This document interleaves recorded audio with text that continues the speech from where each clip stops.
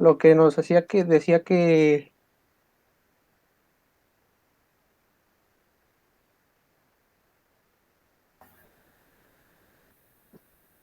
a ver, espere un momentito. Ujú.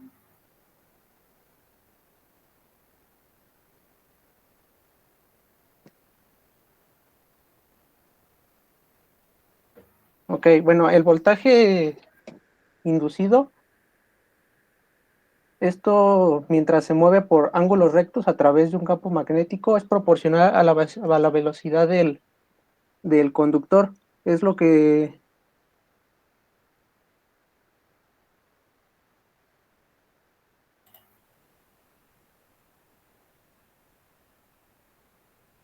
Ay, ya se nos murió.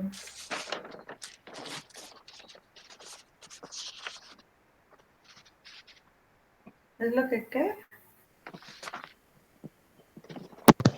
Ay, perdón, es que como que mis audífonos están fallando y como que se me está cortando la comunicación. Lo que le comentaba es que, bueno, los magnéticos funcionan con el principio de Faraday, Ujú. lo que dice que el voltaje inducido, eh, mientras se mueve por, por un conductor, bueno, cuando este está en un ángulo recto, a través de un campo magnético, este es proporcional a la velocidad.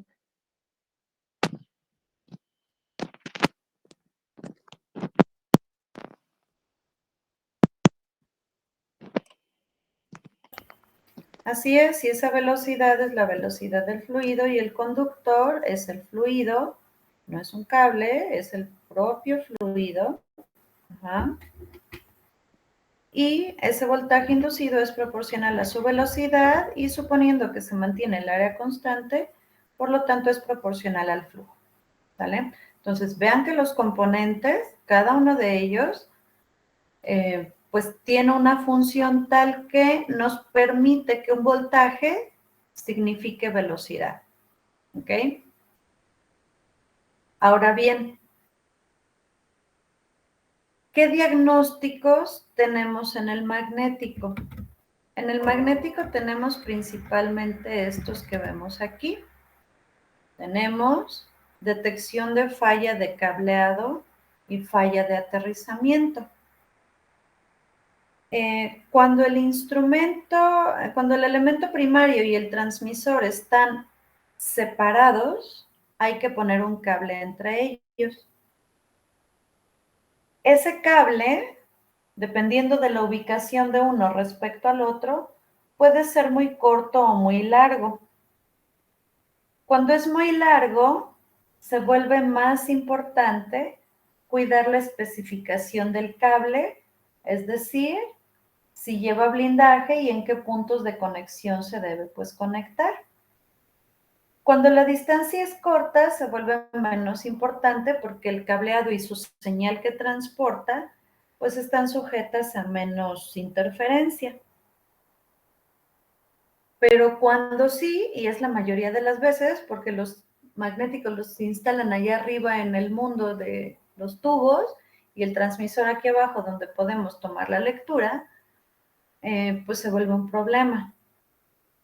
Y ha habido problemas, creo que ya les platiqué el curso pasado, en donde el cableado es inadecuado, la medición de inmediato se nota que, que algo no está bien porque la medición no es la esperada.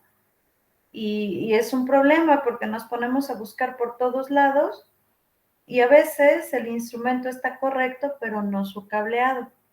Y eso pasa mucho con los magnéticos, es las fallas más frecuentes que pasan con este tipo de instrumentos. ¿Qué más? El aterrizamiento. El aterrizamiento es una conexión que se hace del blindaje del cableado a un punto de puesta a tierra. Uh-huh. Todo magnético se debe aterrizar, bueno, todas las instalaciones eléctricas, ¿no? Ya tomaron ustedes un curso de instalaciones eléctricas. Todas se tienen que aterrizar, pero particularmente el magnético se tiene que aterrizar, sobre todo por seguridad. Ajá. ¿Qué está ocurriendo dentro del magnético? Está el fluido, que es un conductor, tiene alguna conductividad, se considera conductivo y pues está fluyendo por dentro del tubo magnético. Dentro del tubo magnético, ¿qué hay? ¿Cómo es un tubo magnético?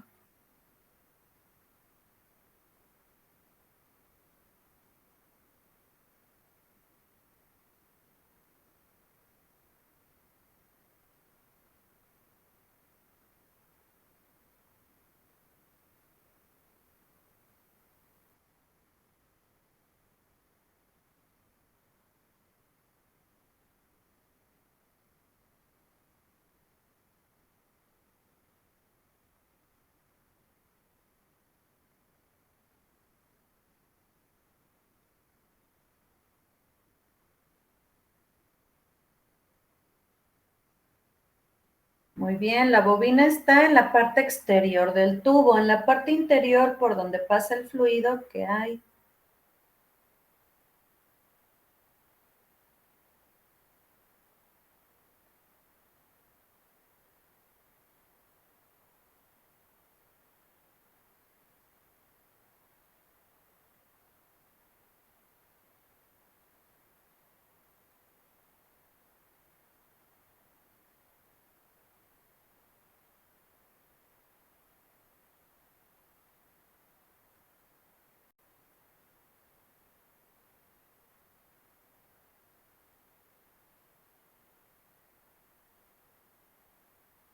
¿Cómo es por dentro el tubo por donde pasa el líquido?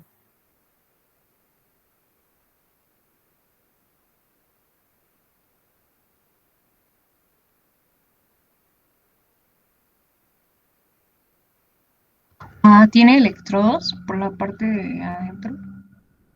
Tiene sus dos electrodos, que son dos pues, piezas metálicas, como puntas de un voltímetro, porque vamos a medir voltaje. Ajá, ¿y qué más?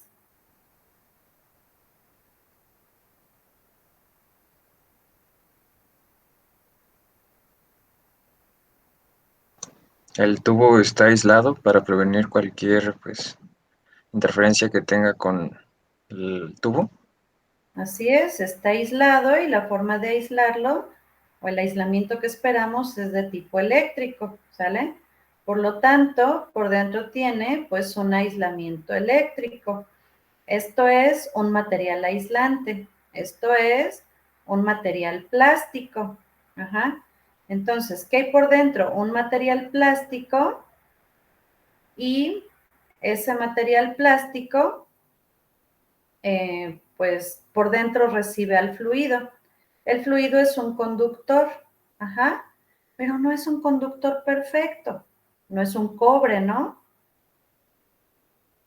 Por lo tanto, tiene cierta conductividad, pero también cierta resistividad, ajá. Entonces, pues, la verdad es que es más aislante que conductor, ajá. Y como es más aislante que conductor, cuando ahora en lugar de fijarnos en sus propiedades conductivas, nos fijamos en sus propiedades aislantes, entonces, ¿qué es lo que tenemos? Dos materiales aislantes, el plástico y el fluido, pues uno fluyendo dentro del otro. Como está fluyendo uno dentro del otro, que tenemos dos materiales aislantes, haciendo fricción uno con el otro. ¿Qué pasa cuando ustedes tienen dos materiales aislantes haciendo fricción uno con el otro?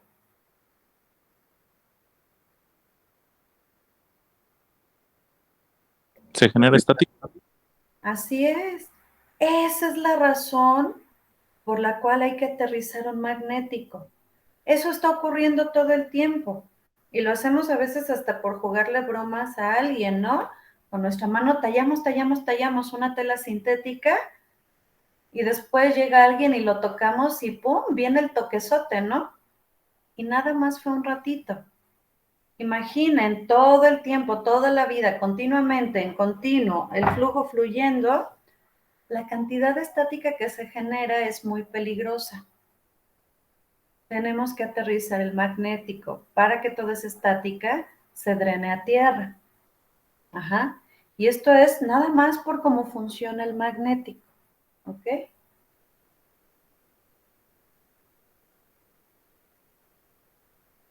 ¿Qué otro diagnóstico hay? Y entonces, como la falla en el cableado y la falla de aterrizamiento son fallas muy, de verdad, muy comunes, pues ya se tiene un diagnóstico para detectarlo. Vamos a ver cómo funciona. ¿Qué más? El instrumento mide flujo.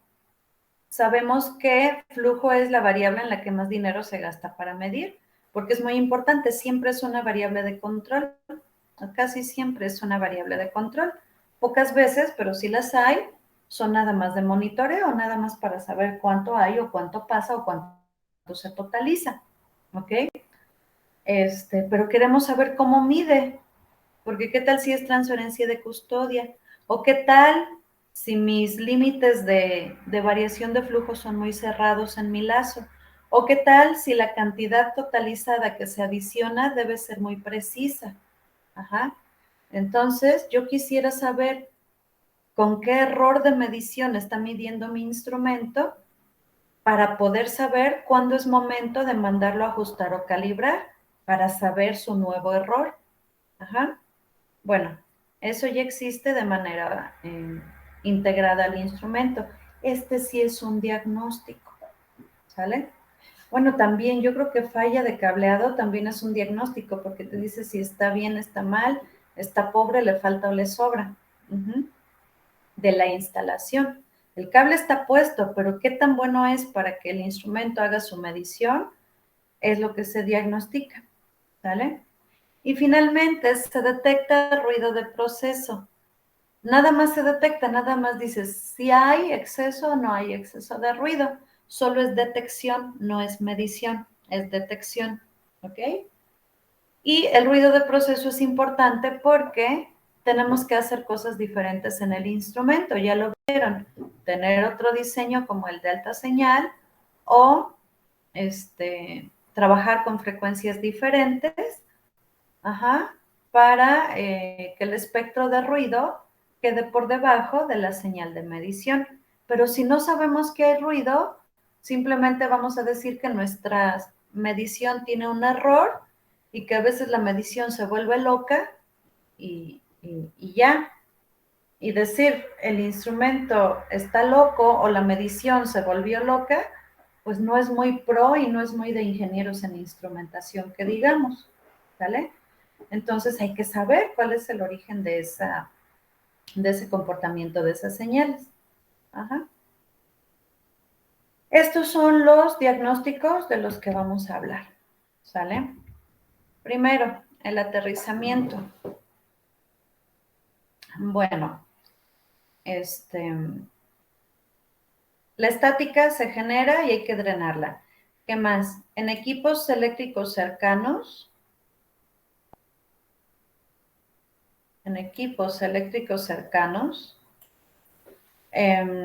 pues también, si tienen un campo magnético, van a causar interferencia y esa interferencia, pum, se tiene que drenar a un punto de puesta a tierra, ¿sale? ¿Qué hay para poner correctamente aterrizado un magnético? Están las correas para tierra. Estas que nacen de aquí, de la caja de conexiones, y son unos cables que terminan en una zapata, otro cable que termina aquí en una zapata, y esas correas se utilizan cuando el tubo está instalado en una tubería metálica. Vienen en todos los instrumentos del mundo mundial. Y como la tubería es metálica, y por norma todas las tuberías metálicas, bueno, todas las tuberías van aterrizadas, algunas hasta son subterráneas, entonces el fluido que viene aquí, llenando su tubería, pasa por el magnético, se carga de estática, y después vuelve a salir a tubería a tener contacto con el metal, y la tubería ya está puesta a tierra. Por lo tanto, lo único que hay que hacer es que durante el paso del fluido, la estática que se genera aquí dentro, pues drenarla a la tubería, y entonces está fácil. Con las correas van a ver ustedes que le ponen un microtornillito a una brida y ahí se aterrizan las correas, ¿vale? Y ya, no hay que hacer más, pero hay que conectarlas. Otro método, o más bien otro medio, porque es un medio, de aterrizar el magnético es con un electrodo de aterrizamiento. ¿Cómo es eso? Por dentro el tubo tiene un tercer electrodo, otra bolita metálica ahí. Ajá. Ese por dentro va cableado y aquí tiene dentro en la caja de conexiones un punto de puesta a tierra. ¿Vale? Toda la estática que se genere se va a drenar por ese electrodo, llega aquí el cable, pero el cable tiene que ir a un lugar y ese cable tiene que ir a un punto de puesta a tierra. Ese se utiliza cuando la tubería es metálica, pero cuesta, bueno, es barato, es económico. Pero ¿para qué lo quieres si tu tubería es metálica? No tiene caso. Si la tubería es metálica, normalmente el instrumento se ordena sin ese electrodo. Pero si la tubería es de plástico, recubierta de plástico de teflón, entonces sí se necesita. Y es barato, pero se requiere una conductividad mínima. ¿Qué más hay? Anillos de aterrizamiento. En lugar del electrodo, es esta placa que vemos en la foto de arriba en la parte superior derecha. Es esta parte metálica, ajá, que vean, tiene una orejita hacia arriba, ya sale de la brida, y por dentro va a tener contacto con el fluido del proceso aquí en su alrededor antes de entrar y salir del instrumento. Instalados son estas delgadas láminas que aparecen aquí, porque aquí pues, se ve de lado, son plaquitas, ¿no? Aquí se ve de lado, ¿vale? Estos son los anillos de aterrizamiento ya puestos, ¿vale? Y son estos que se ven aquí. Sale este cachito, esta orejita, ajá, y entonces este anillo de aterrizamiento se conecta pues a un punto de puesta a tierra y se utiliza cuando también la tubería es de plástico, no metálica, pero no tiene caso, es mucho gasto, ¿no? Es caro, es de precio alto. Pero cuando la tubería es de plástico recubierta de teflón o recubierta de algún otro material por dentro, ahí sí se necesita. Y no tiene que tener tanta conductividad del fluido. A partir de 5 microsiemens ya.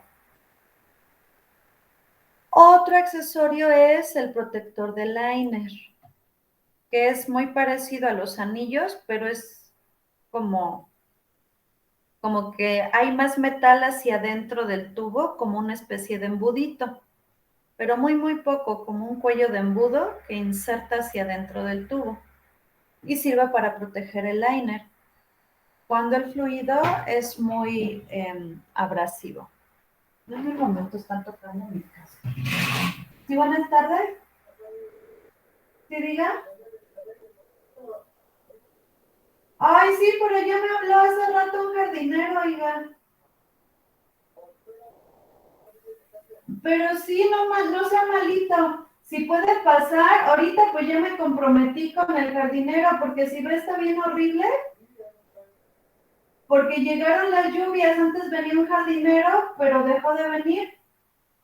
Entonces, ahorita pues ya conseguí a alguien, pero ni modo de decirle que no. Pero voy a necesitar si se puede dar su vuelta en unas 2 semanas, porque va a seguir lloviendo. ¿Sí? ¿Si me hace favor? Va, gracias. Ay, discúlpenme, es que mi jardinero ya no viene, no sé qué le pasó. Ya ven que de repente la gente ya no está en estas épocas del mundo. Y mi pasto está, que ya parece selva, está bien horrible, ya hasta me asusta. Y Y era para eso, disculpen. Entonces, ¿qué? El protector del liner es así como un embudito, protege el liner si el fluido es abrasivo. La verdad es que funciona, por supuesto, si la tubería es metálica, pero sirve para cuando la tubería es de plástico recubierta y son muy costosos porque es más metal. Realmente su función es evitar el desgaste de las orillas del liner, el material plástico. Pero pues aprovechando, pues también se utiliza para aterrizar porque también se le hacía una orejita y se utiliza para llevarlo a un punto de puesta a tierra, ¿sale? Si su tubería es metálica, no especifican esto porque hacen un instrumento caro que no es necesario, con las correitas es suficiente, ¿sale? Entonces, este es el tema de aterrizamiento. ¿Preguntas o comentarios?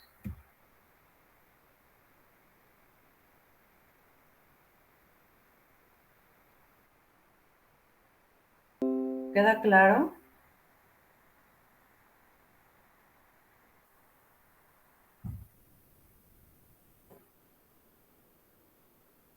Bueno, a ver si es cierto. Les voy a presentar toda mi pantalla porque les voy a presentar unos magnéticos bien padres. ¿Dónde está el magnético? Aquí no. Creo que estaba acá. Les voy a enseñar una foto que creo que ya les mostré.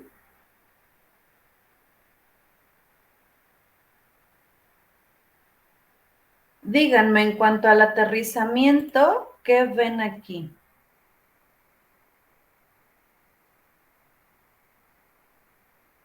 Olviden todo lo demás, que ya lo vimos y está de Museo del Horror. ¿Qué ven aquí respecto al aterrizamiento? ¿Los anillos? ¿Dónde están los anillos? Este no tiene anillos. ¿No? ¿Orejitas azules? Exacto. Vean, las orejitas azules son para el izaje, porque está muy pesado, es realmente pesado el instrumento. Este creo que era de 8 pulgadas. Algo así. Ajá, entonces no tiene anillos, vean, lo azul es la brida del instrumento, luego aquí hay un espacio que es el del empaque, se ven los birlos y luego ya salen a la brida de la tubería, que es la tubería blanca, la brida blanca. Se les fue el brochazo aquí. Pero vean que en medio de las dos bridas no sale alguna placa metálica, entonces no tiene anillos de aterrizamiento, ¿vale? Pero vean las cuerdas de aterrizaje. ¿Sí ven a dónde están conectadas? Salen de acá arriba de la cabeza de conexiones, pero vean dónde están aterrizadas. El instrumento está aterrizado consigo mismo. ¿Sí ven?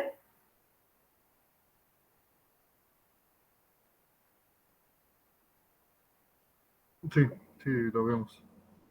La tubería es metálica, no hay bronca. Ajá. La estática que se genere, pues con los tornillos y el contacto con el cuerpo, la verdad es que con eso tienen. Por eso no han tenido broncas ni accidentes. Y los accidentes son por otra cosa, que luego se quieren robar el cobre de los transformadores que hay ahí. Ay, no, dicen que luego pasan cosas bien feas. La gente pues se quiere robar el cobre, ¿no? Se mete, ve que tiene bobinas, que hay transformadores así muy chonchos, muy grandes.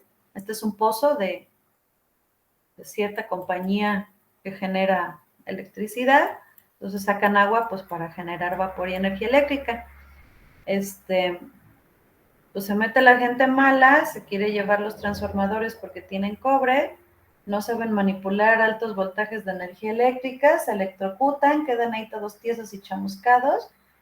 Y no manchen, dicen que los cuates se van, que nada más llegan y encuentran ahí gente chamuscada, que pues ya fue, y sus disque cuates de parranda ya los dejaron ahí abandonados, botados, no manchen, así como cuando abandonas a tu mascota en la carretera y la avientas de la ventana para que la apachurren los trailers. Así, no manchen, así es la gente, por eso mejor adopten un gato, ¿sale? Bueno, pero ya me desvío un poquito del tema. Ese es uno. Y otro magnético que tengo es este. Bueno, ya vieron el nombre, dice Not Grounded. Vean, este es un magnético, la tubería es de PVC, vean los conectores, es de PVC. Ajá, es una tubería plástica. de una planta de tratamiento de agua residual. ¿Qué observan aquí respecto al aterrizamiento?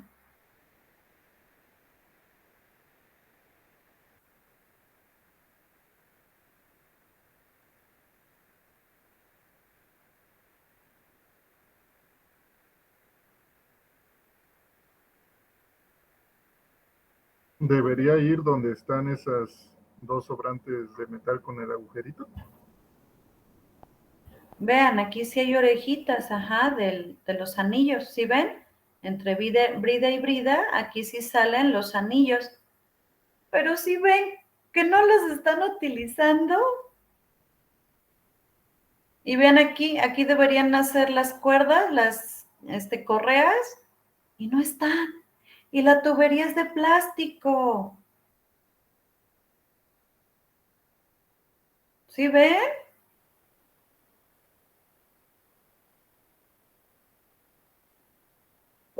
Sí, sí, lo apreciamos. Hace mucha falta, mucha gente que sepa de esto allá en la industria. Ajá. Pero mucha falta, hace mucha falta. La gente no sabe, contratan electrónicos, contratan mecatrónicos porque con tal de que diga ingeniero piensan que saben de esto, pero la gente no sabe. Ajá.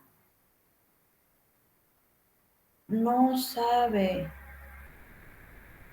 Y entonces, pues instalan como sea y esto se convierte en una instalación muy insegura, ¿sale? Aunque las tuberías estuvieran aterrizadas, bueno, aquí nos anota si está o no, pues son de plástico, o sea, son de plástico. Lo que debe estar puesto a tierra son los anillos de aterrizaje, ¿sale? Entonces ahí están para, porque no los puedo llevar a la planta, ¿no? Entonces, pues les enseño las fotitos, ¿sale? Entonces, así están los medios de aterrizamiento. Bueno, ya sabemos eso. El aterrizamiento adecuado está cool y shalala. Bueno, ¿cómo se genera el diagnóstico? ¿Ya leyeron mi artículo cool?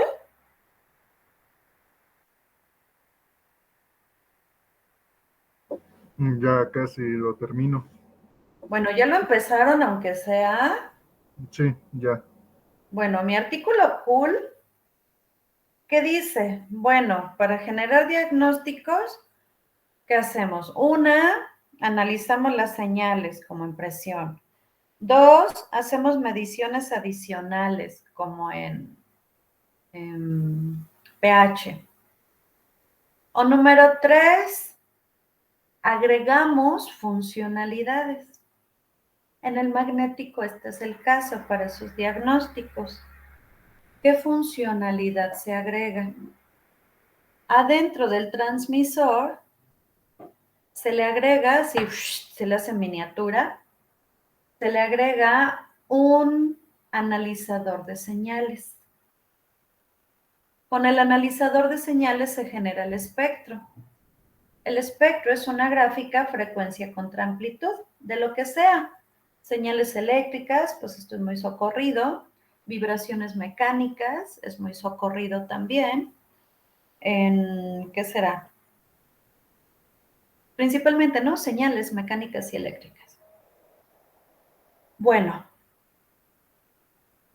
la señal del voltaje de los electrodos, aquí están milivolts, la señal del voltaje de los electrodos, en lugar de medirse, se analiza y se tiene pues este espectro de la frecuencia de todas las señales del voltaje de los electrodos y pues se mide su amplitud, esta amplitud en milivolts, y su frecuencia en el tiempo, porque la señal de voltaje es muy ruidosa por el flujo, ¿sale? Bueno, el analizador de señales verifica que no esté presente la señal de 50 o 60 Hz, 50 en Europa, 60 acá en América. Si se detecta voltaje excesivo, quiere decir que el cableado está incorrecto. Es decir, si hay un pico como aquí, en esa frecuencia, la frecuencia de alimentación, quiere decir que en todo el espectro está dominando el voltaje del suministro eléctrico. Los magnéticos son instrumentos a 4 hilos. Por lo tanto, se dispara el diagnóstico. Oye, esto debería estar bien cableado y aterrizado. Como que hay un pico aquí, como que no lo está. Y entonces se dispara el diagnóstico. Así de fácil. Pero pues no se les había ocurrido antes poner un analizador de señales. Nosotros tenemos unos de esos allá en la escuela. Ajá. Se llaman osciloscopios. Pues son caros. Entonces imagínense, meterle un osciloscopio a un instrumento, pues no se los voy a poner de a gratis a todos, solamente cuando es el diagnóstico. ¿Sale? Y esto se requiere sobre todo en proyectos cuando se instalan muchos instrumentos y que la gente no es muy experta y que le pone el cable que se le da la gana. Entonces, seguramente se generarán errores, ¿vale? Aún poniendo el cable que sea correcto, ya vimos ahorita las fotos. Instrumentistas han ido a revisar esos instrumentos y llevan años así y no se dan cuenta que están mal aterrizados. Ajá. En la termo tienen instrumentistas de veras, de carrera, pues no. En el otro que les mostré es una planta ahí, es una compañía muy grande a nivel mundial, es sueca, pero contratan electrónicos como instrumentistas, imagínense, pues no, pobres cuates, no le pegan. Les explico, es que mira, tu spam está mal, ¿qué es spam? Y así, ¿no? Entonces, pues pobres cuates, pero es que en la industria no saben. Uh-huh. Y pues nunca se dan cuenta de esto, ¿sale? Entonces ya con el diagnóstico, pues ya se confirma esto, ¿vale? Entonces, así, ¿cómo se ve si el instrumento tiene display? Pues así. Dice, oye, tienes falla de cableado de aterrizaje. ¿Por qué? Pues porque tienes tantos milivolts de ruido. Ah, ok, ¿sale? Entonces ya van manipulando para que de aquí, de este mensaje, ahora se muestra el siguiente. Le ponen scroll para ir rolando. Y si se tienen más de 5 milivolts, entonces el ruido es excesivo y se reporta el diagnóstico. Tienes falla de cableado. Ajá. Si tenemos un software que reciba la comunicación del instrumento para recibir información, entonces lo vemos aquí en la pestaña de diagnósticos y vemos ahí falla de cableado y aquí vemos la lectura del ruido, ¿vale? Y aquí viene la nota. Si le picamos el menú de ayuda, dice, oye, tienes falla de cableado. El transmisor está detectando esto porque tiene un analizador de señales ahí dentro y dice que pues te valió aterrizar bien esto. Sigue estos pasos. Número 1, verifica que y van siguiendo estos pasos hasta que se apaga el diagnóstico que aparece aquí. ¿Vale? Y ya. ¿Dudas? ¿Comentarios?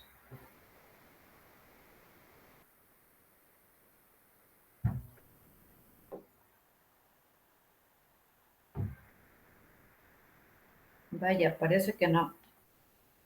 ¿Qué más? Diagnósticos básicos. Detección de falla de la bobina. Aquí pues hay que poner mediciones adicionales. Pues pones un ómetro, es más un detector de circuito abierto y te dice, oye, tu bobina ya se abrió. ¿En serio? ¿Sale? ¿Cuándo? Pues la bobina ya se abre. Pues es muy fácil de detectar. ¿Sale? ¿Qué más? Diagnóstico de verificación de la calibración. ¿Cómo se hace? Cuando queremos calibrar un magnético, calibrarlo bien, ¿qué es lo que se necesita? Primero, para calibrar el tubo, pues se necesita un probador compacto, o aunque sea no compacto, ¿no? Un probador. Es decir, un patín, una instalación, un montaje de prueba con un instrumento que se sabe cómo está midiendo el flujo, un patrón de flujo. Se llama probador, ¿vale? O patín de calibración, también se le llama así. Es una instalación de laboratorio y el instrumento se debe quitar de la línea y pues este servicio es caro. Al servicio se le llama proving. Entonces hay que pagar el proving, la prueba con el probador, valga toda la redundancia, ¿sale? Para medir la variable flujo. Después, para probar que el transmisor electrónico va a expresar la medición para la señal generada por el tubo, pues se necesitan otros accesorios. Llevar una compu con un software ahí macabro, llevar otros analizadores de señales, que nos digan cómo está el tubo generando sus señales. Ahora, ¿qué más? Cada fabricante tiene una chunche, que es esta. La chunche se llama calibrador. Es un generador de señales que genera como si fuera el tubo y se le conecta al transmisor. Aquí nada más se prueba el puro transmisor. Ajá. De cómo el transmisor recibiría estas señales del tubo. Y acá con la compu y estos generadores de señal, o más bien analizadores de señal, se recibe acá cómo se comporta lo que sí de veras está generando el tubo. Entonces, con todo esto se verifican tubo y transmisor. ¿Qué más? Hay que medir voltajes, aquí está un voltímetro, ¿vale? Y medir impedancias de las bobinas también, para checar la fuerza del campo magnético, no sé qué tanto. Todo eso se le hace un magnético formalmente. Pero vean que inclusive hay que separar el transmisor del sensor. Bueno, eso cuesta, pero más que cueste, en la industria de proceso hay lana, más que cueste, lleva tiempo. Tiempo que nos quedamos sin medir y sin controlar. Eso es lo que verdaderamente cuesta. ¿Sale? Bueno, ¿qué fue lo que pasó? Todos estos accesorios, ¡pum!, se le meten aquí a la parte electrónica. Al transmisor se le agregan funcionalidades. Ajá, el calibrador pum, también al transmisor. Los multímetros también, pum, para dentro del transmisor. Ahí están. ¿Vale? Y entonces, con todo eso que el transmisor solito ya puede hacer, ¿qué es lo que pasa? Cuando el instrumento fue fabricado, se hicieron muchas pruebas para ver cómo es que ocurre la ley de Faraday. Se prueba el campo magnético. ¿Qué más? Pues nada más, ¿no? Porque esta es la distancia entre los electrodos. Este es un factor de conversión de unidades. Y esta es la velocidad, que es proporcional al voltaje. Se hacen pruebas con la fuerza del campo magnético. ¿Qué más? Las bobinas se prueban también. Las bobinas tienen un comportamiento que es una inductancia, y las variaciones que ofrece al campo magnético y otras características, su resistencia, bueno, su impedancia. Impedancia, inductancia y algunos otros parámetros de esos que tienen las bobinas. Cada bobina tiene la suya propia, única en el mundo, por cómo fue construida. A ese conjunto de características se le llama firma de la bobina. Cuando el instrumento se fabrica, se tienen valores base. Cuando el instrumento se está utilizando, se analiza la fuerza del campo magnético, se miden los valores actuales de las bobinas y se comparan contra los valores base de firma que tenían en el momento que el instrumento fue fabricado. se comparan estos valores.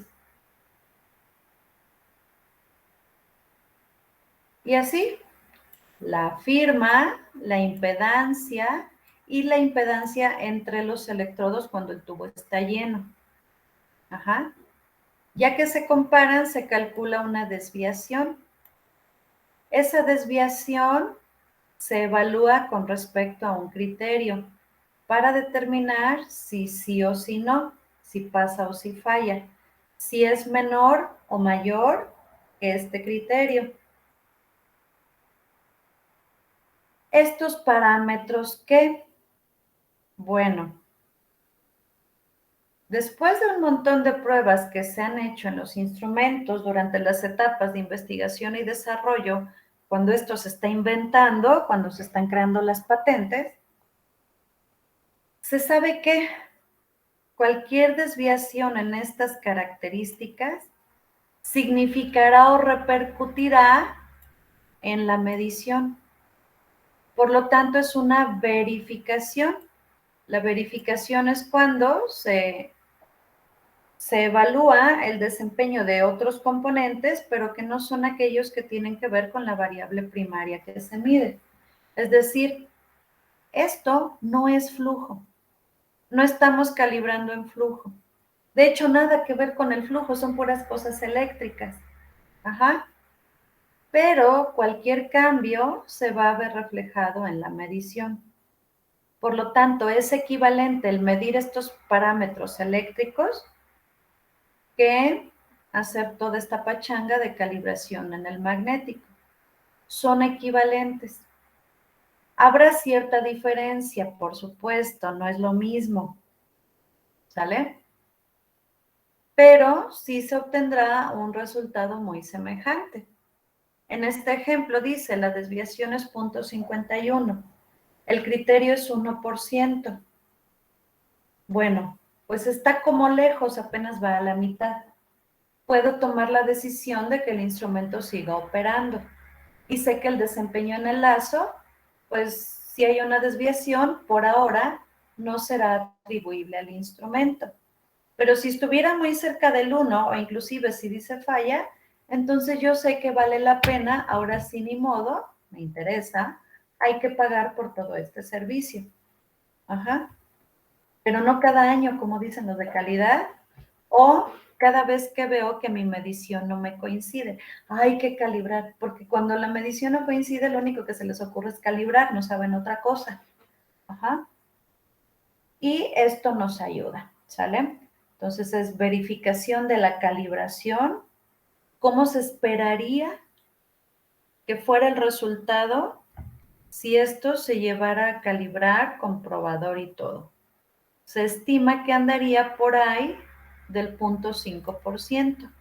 Ajá. Y pues ya viene la toma de decisiones. ¿Ok? Así es como se obtiene el diagnóstico de verificación de la calibración. ¿Vale?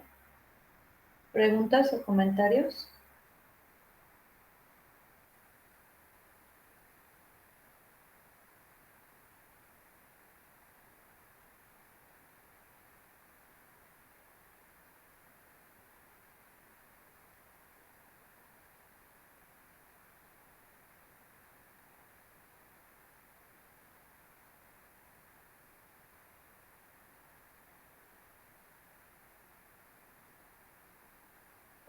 Creo que no, Vale, maestra. durmieron otra vez. Ah, ya despertó Eric. Muy bien, muy bien. ¿Queda claro cómo es que esto se genera? Sí. Muy bien, muy bien. ¿Qué más? Ah, pues se checa la ley de Faraday. Oigan, ¿sí supieron que acaba de ser cumpleaños de Faraday en días pasados? Pues su cumple.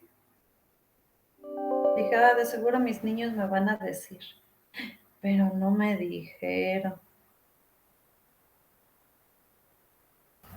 No, maestra, yo no sabía. No sabía, salió en todos lados. Bueno, en todos lados de instrumentación. Salió en la página de la ISA, es más, ahí fue donde lo vi. que fue el cumple de Michael Faraday. Bueno, se checa todo eso y ya lo de ruido es otro tema, ese lo vemos mañana, ¿sale? ¿Preguntas, comentarios?